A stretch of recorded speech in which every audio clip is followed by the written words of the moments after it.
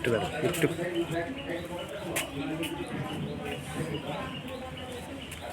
গতকালকে আমাদের আগরতলা রেল স্টেশনে একটা জয়েন্ট অপারেশন করা হয়। যার মধ্যে আমাদের আগরতলা জিআরপি থানা, আরপিএফ, বিএসএফ এবং আমাদের যে আরো সিস্টার এজেন্সি আছে সবাই মিলে। তো আমরা গতকালকে আগরতলা রেল স্টেশন থেকে ২ জন বাংলাদেশী মহিলা নাগরিককে গ্রেপ্তার করা হয়। তো তারা অ্যাকচুয়ালি অবৈধ উপায়ে ভারতে প্রবেশ করে এবং জিজ্ঞাসায় বলে যে তারা আগরতলা রেল স্টেশন হয়ে কলকাতা হয়ে মুম্বাই যাবে এরকম বলেছে। তো তাদের নাম জিজ্ঞেস করলে বলে একজনের নাম নদিয়া আক্তার মিম। উনি বরিশাল জেলার অন্তর্গত বাংলাদেশের এবং আরেকজন হলেন রূপালী আক্তার। উনি মানিকগঞ্জ জেলার অন্তর্গত বাংলাদেশ। আর আমরা ওনাদের কাছ থেকে আইফোন পেয়েছি এবং কিছু ব্রোকেন স্মার্ট মোবাইল ফোনও পেয়েছি এবং কিছু ইন্ডিয়ান কারেন্সি, বাংলাদেশি কারেন্সিও পেয়েছি।